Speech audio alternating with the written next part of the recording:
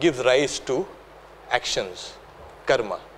And actions gives rise to habits. And habit gives rise to character. And character gives rise to destiny. So this is so from that center we are talking about, it keeps on, it's like a seed. You are simply growing, growing, growing, growing. And what is most important is this growth is in your hands. Only you can do it, and no power in the world helps you here. Not even God. Let me do it. And so this character building is extremely essential today. They say that the higher the person rises, and you all in IIT, you will be getting, you've got a head start over so many other people and so many other things. You will have to exhibit character.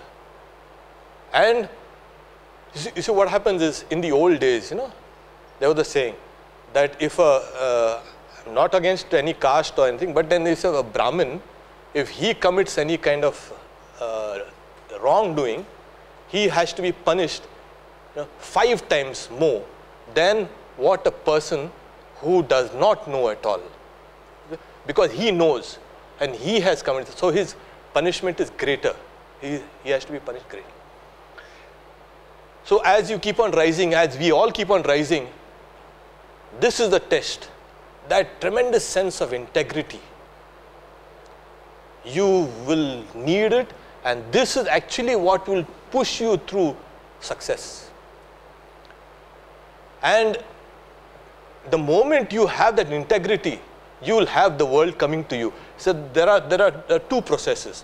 One is, like Swami Vivekananda says, like you are at the center of the universe. And I am at the center here. You are there, and that's the center of the universe. Long time back, I had gone to Bitur, and somebody told me, this is the place where Brahma meditated and created this universe. I said nothing. Sometimes Puranas give you all the cock and bull stories. You are the center of the universe. So the center of the universe. So psychologically, metaphysically, you are the center of the universe, and everything you're drawing things to yourself, fusing them and throwing them out in a mighty tendency called character. Then the second stage is once you are throwing off this tendency, this character, then you are attracting people to you who are going to learn from you. You're consciously or subconsciously, you're teaching now. So it is it is not only verbal, you can say thought, which is important. Your silent thought, your thoughts itself becomes a very powerful force. For people get attracted towards that. It is just a character that's attracting people. And they will come to you for help. Most of the time what happens, if you don't have a strong character, people will come to you to exploit you. It's simple. The world is like that. They will simply exploit you and cut you. They will see, as long as you are there, you will be taken for a ride. Simple as that. And that's in every field. So you will need to have that kind of, strength to first form your character. Secondly, counter certain negative things which in the world. Thirdly is you will be a kind of a blessing to people. I'm not talking about you go around people and bringing Ashirwad. I'm not talking about that. This whole universe is going towards something called knowledge. Okay. So even the Bhagavad Gita says, Sarva karma akhilam partha jnane parisamapyate. It's all going towards knowledge. So what happens is, Swami Vivekananda says, then what's the beginning? If we are going towards knowledge, we have come from knowledge. And we are established in knowledge. So what happens is, your character will have to be based on knowledge. Number one. And knowledge has a lot of manifestations, like creativity, even love. Yes. They say, if you have to love, you have got to know. And if you can simply love. So the very basis of this universe itself is knowledge. Why it is said? Because there's a difference between Indian philosophy and Western philosophy. You know? So we say that everything starts from the mind. And actually we live our lives in the mind more. I say something nice, a person feels good. I say something ill and that person feels bad. Our life is more mental than physical. And this is where character comes. It is not physical characteristics that define your character. A person may be the best looking person or the most richest person. But the moment he opens his mouth, then everybody knows what level he is on. So, so the character has to be based on knowledge. Okay. Now, as you keep on growing, this knowledge becomes will through character. The moment you have character, this knowledge can be applied on the level of a will. You know, they say the willpower, willpower. What is willpower? It's nothing but knowledge being applied in a certain direction. So, this table and chairs and everything in this room, in this fact, the whole universe is nothing but a manifestation of the will, manifestation of knowledge. And this manifestation of will depends on karma. Okay. Now, I'm not talking about the usual mode of speaking karma. Swami Vivekananda was very, very, you can say, clear about karma. That is, we are all doing karma. You are sitting and listening to me, that's karma. I am speaking, this is karma. Something is being exchanged, that's karma. Everything, there is conscious karma and the subconscious karma. Constantly that's going on. And everything that we do leaves a mark on us. You can't get away from that. So Swami Vivekananda gives another example. When you go to a seashore, you hear the waves, no, huge waves. But a wave is nothing but a multitude of smaller waves. Nothing. It's an aggregate of smaller, smaller, smaller waves. And the whole thing becomes a wave. So when we do a particular action, or a particular thought, or a particular habit, what happens is, there's a whole multitude of those, you can say, thoughts and karma and actions and all coming out together once. Nothing happens singly in this universe. Everything is connected. So when we were talking about expressing knowledge through willpower, and that willpower is expressing itself in this world, molding the world to our, you can say, understanding. That's the, and that is one, you can say, species amongst all the mammals or all the living beings, that we are now molding the world to suit ourselves. And not only that, now we are tailoring ourselves also. Genetics and medicines and this and that. So there's a tremendous sense of achievement that has come through this knowledge. It's nothing but we are displaying that. And the whole thing now has come through karma, constantly. Now, what happens is, there are certain things that are coming out subconsciously, and you're fusing them and making them a conscious action. Swami Vivekananda says that you are the aggregate. Now, suppose we say, how do you form character? Okay? There are good characters and the bad characters. And why should you be good? Yes, because it's something that has been tested over and over and over and over for thousands of years. We live in a world of axioms, you know, like suppose it's saying, do good, okay, and be good, okay. Yes, but now that's just an axiom for you. That's a given, that's an established thing, something that is mean. You have not experimented with it. It's not exact. Why should you do good? Somebody say, if it make you happy. Nothing like that. Swami Vivekananda says, if a person cuts the throat of 10 people and feels happy, then he might do that. It's a utilitarian, no. There's a long series of experiments that have been done over and over and again. We live in the world of, you can say, people and relationships, and this is where the focus is. It has been found that ultimately having a good character pays. You know, you try it out. The problem with people is they take that axiom and they never experiment with it. They never experiment what it is to tell lies and what it is to tell truth, and see the difference between them. And once you've decided for yourself that this is what I want, not what has been written in the books, not what your grandfather has said, what nobody has said. What you want, you decide.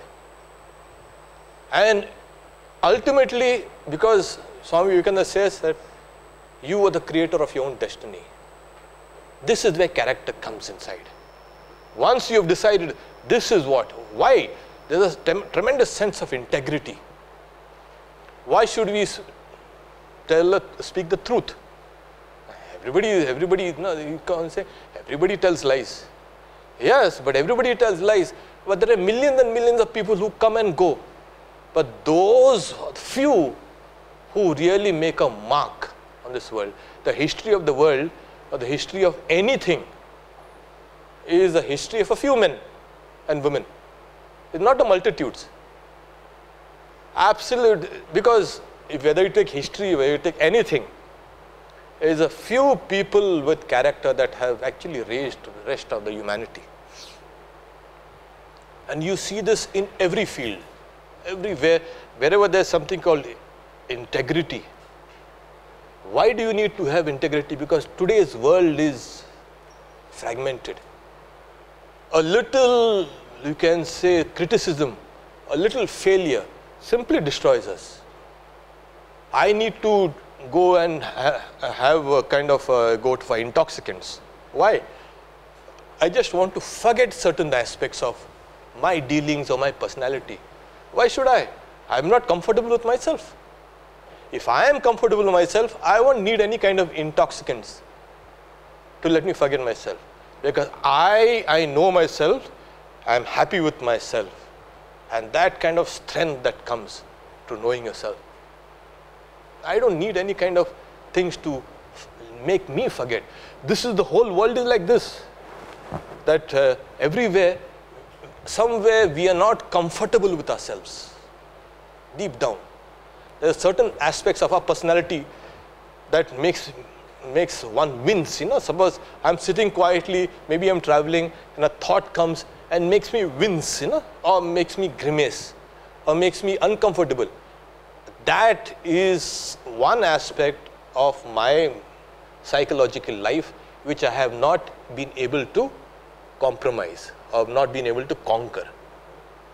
I need to do that. And this is what is. Now, I started off with speaking about there is so much struggles in this world, and especially this world, and it's going to happen like that. You may be intellectually the best in the world, but somewhere they say that, in the Italian saying, when you go, when a farmer becomes a rich man and he goes to the city, a piece of cow dung is always stuck to his, you can say, shoes. So, you may be the greatest intellectual person, but somewhere there are chinks in your character that shows where exactly you are. And that is what you need to hold on to. You can say your knowledge of yourself has to be perfect. There cannot be any chinks in the armor. This is what happened just before the Mahabharata war. Whether the war actually happened or not, that's not important. What is important is suddenly a person who really knows himself, who's confident in himself, and who's been established as the hero, he comes and he sees the opponents, and somewhere deep down, those sentiments in him keeps on crushing his, you can say, strength. And he is being taught somewhere that you will need to overcome this and that. And that's what he does. We will need to look at this world like this. Don't go out and start beating others, but your enemies are yours. As the Bhagavad Gita says, Uddhared Atmanatmanam Natmanam Savaded Atmaiva Atmana Bandhu Atmaiva Ripuratman. That you are your own friend and you are your own enemy. Lift yourself up. And it's very important today for character building here. Even Bhagavan Buddha says, what you think, you will be. What you will think, that you will become. Simple as that. So you have to start believing in yourself now. Now, it's good to believe in your physical capabilities, your mental capabilities, your morality also. But don't be too sure about that. An extremely moral person is tested by something and whole morality comes down. In this world, nothing is sure. I may think that I'm the most, you can say intelligent person, but somebody more intelligent than me comes and smashes all my arguments. Nothing is certain in this world. In the world of Maya, nothing.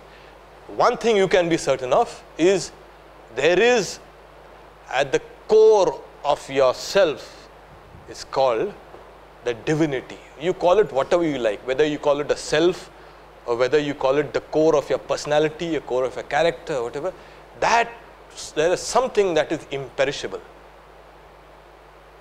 And all of us, we need to base our characters on this aspect of us. If I build my character on my physical strength, or my emotions, or my intellectual, or morality, or my spirituality even, I'm still on shaky grounds. I'm supposed to build, yes. All these things I'm building gradually, slowly, but I need to have a very strong ground to build on. And that is that imperishable, you can say, thing within each and every one of us. And only those who are perfectly conditioned for that will realize it. We will take this up now as an axiom. There is something that is imperishable within us. How do I know? This has been repeatedly demonstrated over and over and again. So we can assume now for the time being that there is a core to our character, and we need to start building on that. The first thing is that we must know that basically we are that divinity. People are running towards temples and gods and goddesses and this and that. It's nothing but trying to search some part of you that's calling you. Somewhere deep down, we are trying to search something that is being, part of us that has been neglected all the time. But that thing has not been able to completely disassociate itself from us. It's been hitting us. So when we talk about building a character, okay, we need to be creative, we need to have love. I was reading somewhere that you need to have so many, you can say, there are 7 pillars of character and 7 this, 7. But the basic pillar of character is nothing but truth. To be true, it's not just speaking the truth, Truth is something has got a wider ramification. True to yourself. Somewhere, when I speak, suppose I need to speak sometimes a kind of a lie, or I do speak a lie. What happens is, my body and mind reacts. Okay, the very fact that the mind and body reacts negatively, that means I know that this goes against my nature. When I speak the truth, I feel comfortable. I feel secure. I feel strong. I feel fearless. So this is being actually true to yourself. So building a character based on your own real nature, that is the whole process of. So there is no something outside that you need to come and acquire. And so the whole world, as I started, sends its powers to us. But you build up on your own divinity and on your own nature. Like they say, when the pea falls down even in cow dung, it becomes a pea plant. It does not become anything like cow dung. Okay. So similarly, all these things come to us, but we grow according to our own nature. Each one has got his own responsibility. Like I said, there is no God to help you at all. Take this up that you have to build this upon yourselves. So it's not a question of acquiring certain things from outside. It's just a question of cleaning up certain things, certain aspects of yourself, certain things which have come and kind of encrusted. So always growth, always is inside out. No growth is from outside in. It's from inside out. And your nature is inside out. All knowledge is inside out. No knowledge is in books. Absolutely. I may read everything about a particular subject, yet my knowledge will still be incomprehensible to me. I will need to learn it from someone, and that someone is that another person. So knowledge itself has come from within. It comes from within, outside. So building a character has got these kinds of conditions. You can build a character, evil, generally evil, suppose a person does evil. Evil is very intense, very intense. And for the time being, that intensity takes over you, and then that's why you find wherever there's crime or something like that, goes to the very levels of degradation. It's very intense. You get the fruits immediately. And if you build something on something negative, I'm not talking about evil also is relative. But suppose you build something on negativity, you get the fruits immediately. Your whole personality becomes like that, suffused with that negativity. But after that, what happens is you are slowly disintegrating. There is the law of nature, law in the psychological world, that you cannot hold a particular thing together for too long. It will disintegrate. This table is disintegrating. My mind is disintegrating. Everything is disintegrating slowly. And when you build a character based on negativity, that disintegrates more quicker. Now suppose you build your character on certain aspects of your real nature. That is not going to disintegrate. Because somewhere, like I said, even a truthful person will be tested. Yudhishthira was tested. Everyone. Arjuna was tested. Prabhupada was tested. We are tested. So, and in quite often when the real times comes, the crucial moment, we fail. We fail that test. So we need not only to base our things on certain qualities that what I have, but on my real nature. So it's a question of building up certain things from an imperishable, you can say, stand, a base, and then slowly I'm coming, building up relationships, building up society, making an impact on the world. Swami Vivekananda says, you have come, leave a mark on this world and go away. So many of us just come and just leave without leaving any mark. But don't go doing physical marks. Everybody keeps on doing marks, the whole room will be marked. So it's a question of impact. Your character has to have a positive impact on this world. You may be, and this is where it does not depend on the money or where you are or what you are. No, absolutely nothing. Wherever you are, you will create a favorable atmosphere and you will transform other people's lives. This is the test of character building. Because we generally say, oh, he's a very nice person. He's very nice, very truthful, very humble, very honest, very this. But his activity, all his qualities have not yet been tested. And even if they're tested, they are still passive.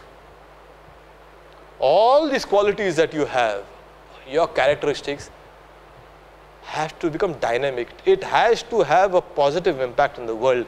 And that is where you will find your character is being built even firmly.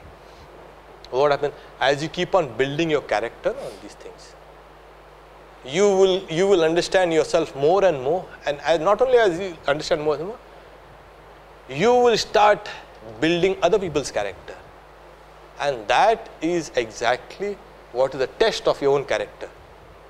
If I have a good character, I must be able to raise other people up. Otherwise, yes, I'm just a nice person, but a nice passive person. India is full of these nice people, full.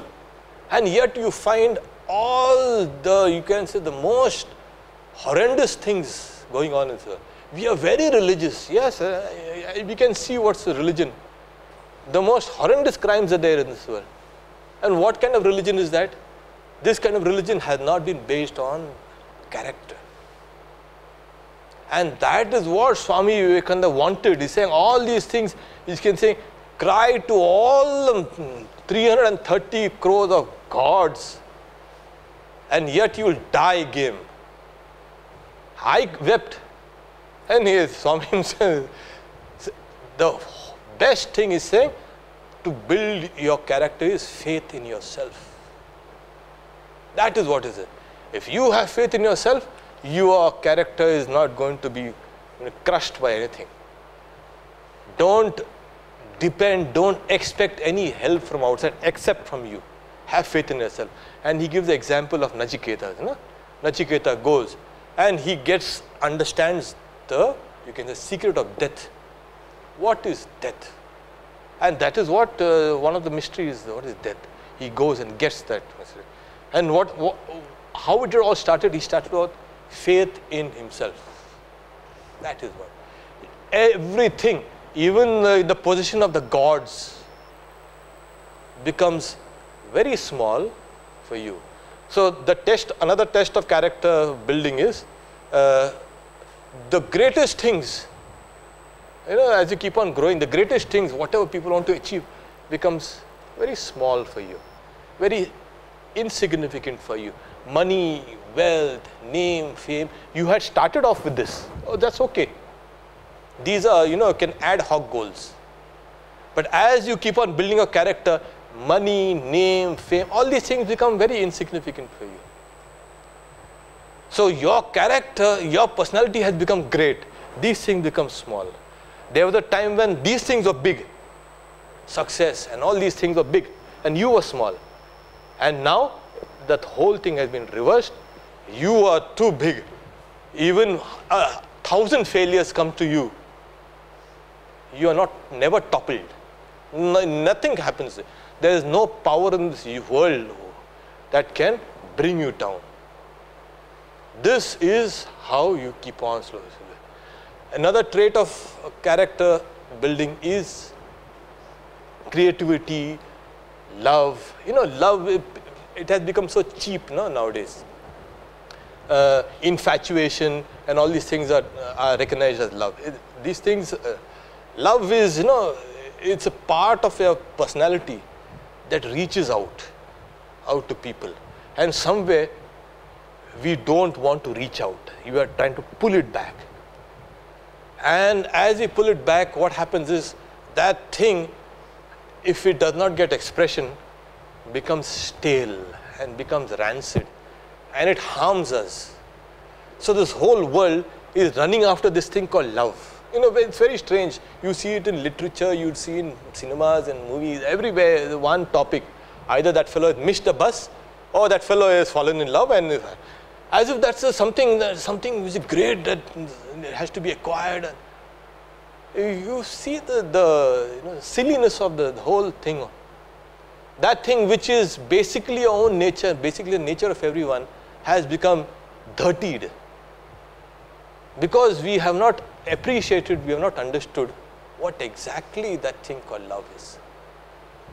And love is that part of that, you can say, not only part, it suffuses the whole of the personality. A person may be the most intellectual person, but if he has no love, very few people will stay with him. Very few. That those they might come for a while and they will leave him. So the whole purpose of building up a character is that you can love. And it is through this love that will, knowledge and everything flows, outside. Because since we are living in a world that is based on relationships, and there are various levels of relationships. First it's only me and mine, slowly. And then slowly, as we keep on developing our personality, the influence of our character keeps on getting larger and larger. And as we keep, then we feel that we are growing. Physically, we may be in one place, or we may be in one corner of the world which nobody knows. But for me, I am the center of this universe that has now become. So my influence, I started off with no center, no periphery. The moment I have a center, now I have a huge periphery. And everyone. Another aspect of my character building is, I must be able to accommodate all types of people. Generally what happens is, I like to mix around with my type, my group, those who like me and those whom I like. It's always like that. A kind of small thing. So, and those who are negative, or all the other things, I generally avoid it. But the moment you build a strong character, you can accommodate each and everything. Swami Vivekananda, when he was young, he used to not even walk on the same side of the street where there used to be a theater. Theater in the sense, in the old days it was nothing but these dramas, there were no cinema halls. So even he was so Puritanism, that Puritanism was so strong in him. And then he's saying, now I can live in the same room where there are prostitutes also. Am I degraded? He's saying, no. That was he graduated from that Puritan attitude, has become so large where he can, even a prostitute seems no prostitute to him. And that is what has expanded. He has grown and grown. So we will also need to accept, because there will always be a clash of thoughts and clash of words, clash of actions. Accept all these things, and then what happens is, you will find your heart expanding, your will expanding, your knowledge expanding, everything expanding. Character. This is how we slowly build up. And the moment a person, any type of person, accepts the fact that this particular person who has got a character accepts me, then what happens? He starts changing. Generally what happens when you walk on the streets, when you look, there are beggars, there may be poor people, there may be hungry people. I don't even bother about them. Absolutely, they don't exist for me. And if they exist, they are a nuisance to me. That is what generally is. The moment you have built your whole character, everybody becomes important. Because somewhere, once you have recognized your own will, your power and everything within you, you will find that even in them, that capacity is there. And if they try, they will bring that thing out. They will express it.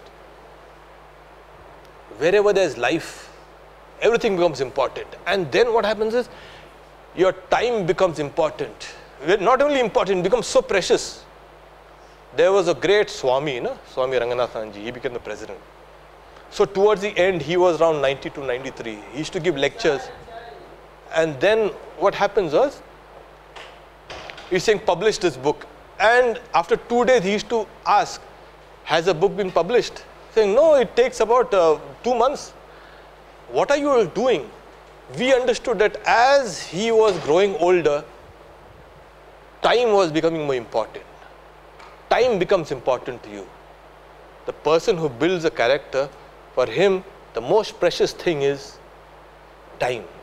Why? Because life itself has become precious. You have given a tremendous sense of value to yourself. So everything, whatever has life, everything has become precious. This whole perception of this world changes. A person who has a character, he will not see the world as he used to see it 10 years back or 15 years back, or the whole. There's somewhere that blind has been pulled off my eyes. And as a thing has been pulled out of my eyes, I find that the world is really, really, really good. Somewhere right now, any nice person or even a fool will say, what's good about this world? I don't see anything good about this world. You go out and see. You see myself only. That idea is, see within. There's nothing I see in my mind that's really good. What is good about this world? Somewhere we are looking at this world through a kind of small aperture, and we are looking at this thing. And as the aperture grows and grows and grows and grows, what has changed? Not you, not the world, but the aperture. Slowly, slowly, slowly, slowly. And that is what the whole process of character building. Your whole perception about yourself and the world has changed.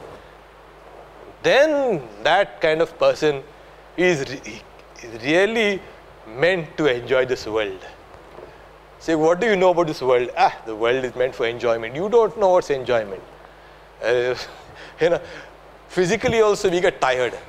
How much sweets can you eat? Okay, after a while you get tired.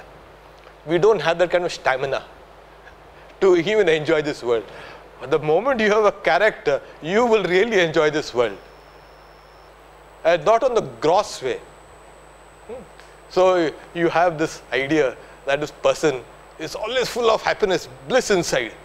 Shri Ramakrishna used to walk up and down, like a 5-year-old child, that is completely without inhibitions, without any kind of restrictions.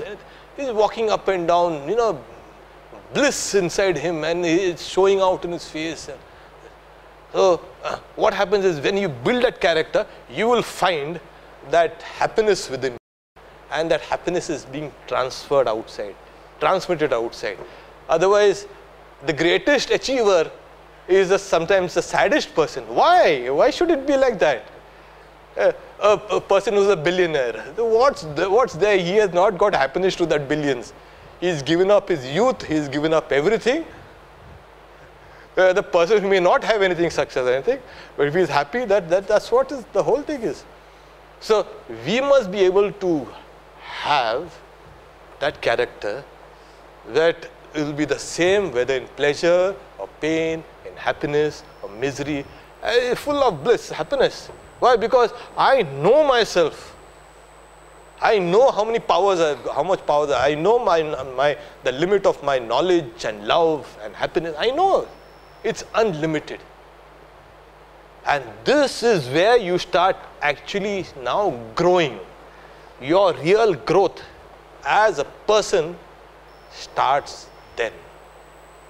And as we keep on growing, we help others. That's why they say, Muktasya Anyan Vimochayat. This whole process, whether we call it in whatever name, is nothing but spirituality. This is what Swami Vivekananda had come to preach. This idea that I have to go to the temple, I have to go to this and that and go to pray, and then come out and tell lies.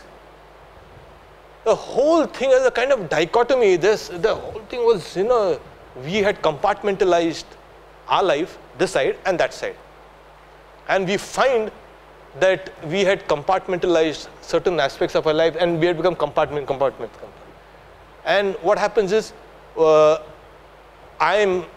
with one person I behave like this. Another person comes, I behave in a different way. And my whole life has become so plastic, artificial. So there is no kind of, you can say, integrity. My being has to flow through all aspects of my personality. I should not compartmentalize. So the moment you remove off your own limitations, your own, you can say, barriers, you are growing.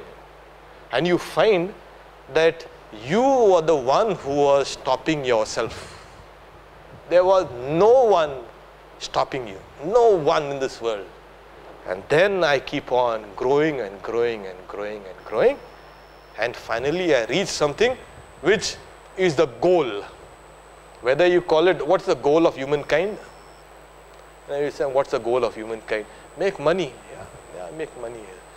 And that's an old thing that many people have tried, and they have not found that it really works out. Okay. So you will need to have something which is permanent. And that permanency is there within you. You had started off with this idea that there's something permanent within you. And your goal is to get that permanent thing. And as you keep on growing, you will find what is ephemeral, what is transitory, what is not sthayi. It is not there for today and tomorrow or day for tomorrow. And it will leave after 10 days. That is there with you. That is a goal. The religions have called it spirituality, religions have called it moksha, religions have called nirvana, this, that, whatever. But in this age, you can do it where you are, what you are. Never try to imitate others. This world needs originality. This world needs creativity. And that is the basis of character. Don't imitate others. Never. Okay. So the moment you are original, people will understand he's original. He's got without pretensions. All his barriers are removed off. And as we keep on growing, we will come to that stage when I know exactly what I am. You call it self-actualization or self-realization or whatever. Then I know that I was born for a purpose and I've achieved that purpose. I'll conclude my small talk here. I would like to thank Shubhadeep and Vivekananda Samiti for inviting me. Thank you all. Om Shanti Shanti Shanti Harihi Om Tat Sat Shri Ram Krishna Arpanamastu. Whatever we are thinking, whether it is right or wrong, someone to decide. How to decide within ourselves? You see what happens at, I'll just take for example something like, there are negative things in my personality. Like suppose there's anger, okay? Anger or hatred. I know it's bad. I know it will destroy me in the long term. But in the short term, I might need it. I don't want to be pushed over. Okay? Nobody should push me around. Nobody should use me as a doormat. Okay? But I should have a control over those things. Anger, all these things, hatred also. But you see, these are leftovers of our old evolutionary past. We needed them. Whether you say we started evolving from, you can say the amoeba and whatever, these things were required by us to a long journey. But as we come down to this part, okay, you've got to decide for yourself whether you have a control over those old, you can say, leftovers or no. Ultimately, you won't need it. When you have a personality that is based on love and all, truth and all, you won't have to recourse to hatred and lies and falsehood or whatever. So you need to decide for yourself. Today, you might tell one lies, but I know that I'm uncomfortable with that. Okay. So the only test is whatever makes your heart expand is good. Or whatever makes your heart contract is bad. So whatever thoughts come, if you feel your heart is growing, it's good. Okay. So you might need certain things in your long journey, but I think that has to be decided. I've spoken about the goal. I've spoken about how you start. The process, the path you will have to decide. Certain things you'll have to give up, certain things you'll have to hold, which you'll give up later on. But then, like I said, whatever makes you unselfish is good and needs to be practiced. Okay? Sounds different. As long as we were young, parents used to guide us. As time progresses on, who will replace parents? You are the proof of yourself. You are the proof of your character. You are the proof of, what my parents thought, I have practiced and experienced now. I know that they told me what is right. Okay. And now you are the proof. You know what is the proof of this scriptures and this and that? You yourself.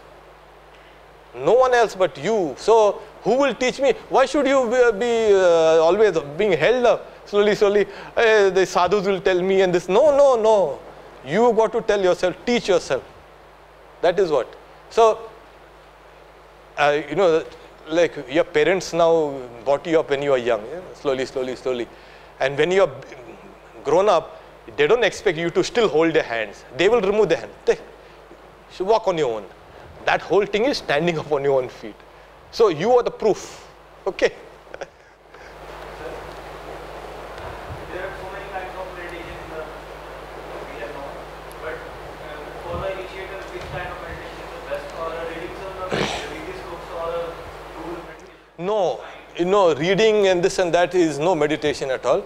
Actually, you have to practice it. And let me tell you one thing, that if you can really meditate, okay, you will be surprised at yourself. The amount of mental powers that are there within you, which you have not even scratched the surface. So I would recommend each and every one of you to try meditation, to make it a habit to meditate. You will really find tremendous sense of, you can say, those powers coming out of you. And you will change yourself. In a few months, a few years, you will find you're changing. This is the best resource you have. You have human resource and natural resource and this and that. What resource do we have as human beings? You have already a resource. Each one is endowed with it. So the best way of doing meditation, now what meditation?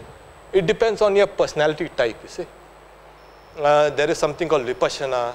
There is something called, you can say, Raj Yoga also. But simple meditation is like, there is something called relaxation. Okay. You need to be relaxed. Then you need to be, there's a degree of, the higher degree is awareness. Then concentration and then meditation. Okay. So one flows into the other. So when you sit down, you have to be completely relaxed. And then as you're relaxed physically and mentally, then you start the awareness keeps on growing higher and higher. And then slowly, you go to concentration. And then from concentration, you get to meditation. And if you can come to that stage, that is the whole thing, you have unlocked yourself, unleashed yourself. You'll say, my God, where was this all this time? I would request all of you to try your hand at meditation. Try, not a hand, but try your mind at meditation. It will really, really, really good. And that's the saddest part. They say there are more people meditating in California than the rest of India. Can you imagine? So we will do disco and they will do meditation. So we need to cultivate this kind of, in fact, we can sit down naturally. We are Indians, we can sit down quite naturally. We don't need to actually sit down in a chair. Or you can sit down anywhere. Like as long as you can keep your spinal cord straight, you try a hand at meditation. And you can read a few 6 lessons on Raj Yoga. Small booklet, Swami, that will give you an idea what's meditation.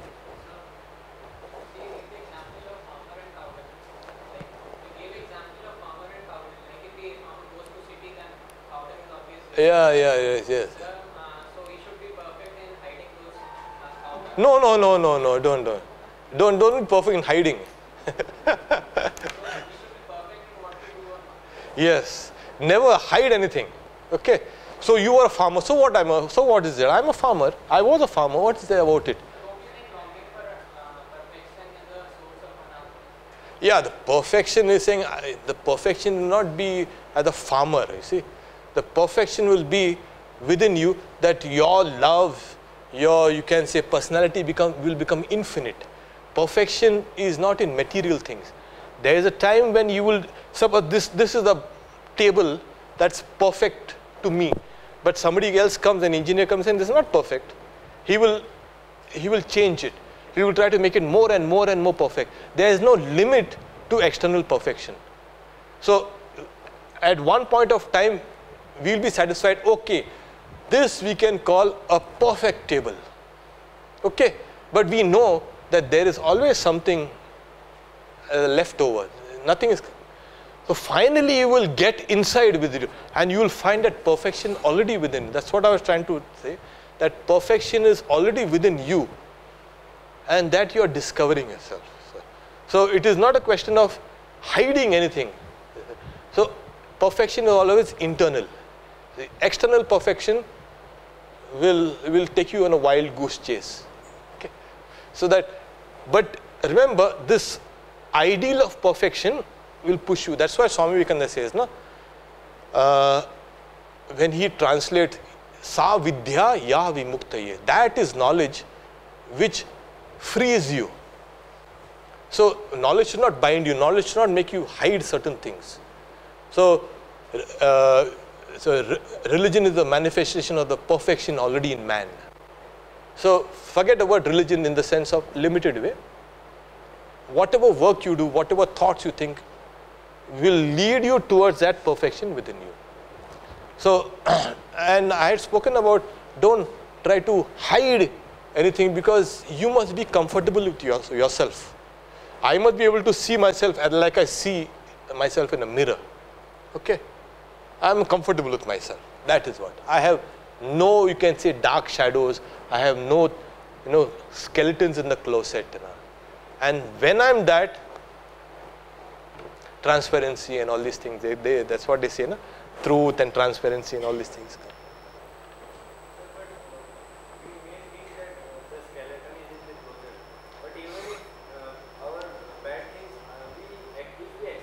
Yes. Exactly. It is a question of somewhere deep down you have not accepted that at one point of time I was a rogue, a rascal. Yeah, they say every saint has a past and every sinner has a future. It's very clear. So they have accepted these are my faults. Yes, yeah, this is what I am. So and I conquered those faults. Those things I not try to hide. Swami Vivekananda gives an example. It's like, somebody has a sore and we keep covering a cloth over it. Instead of curing it, we are covering it up. It will become worse. It will fester inside. So the best thing is open it up, cure it, and you don't need something to cover your sore.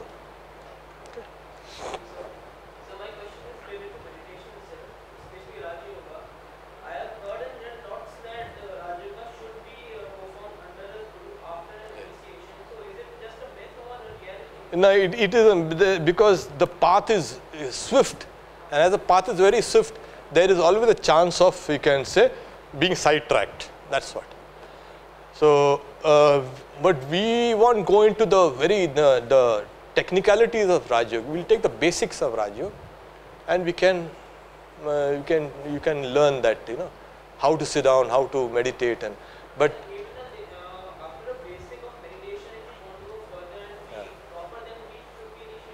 No, you don't need to, because you don't need to get formally initiated, nothing like that.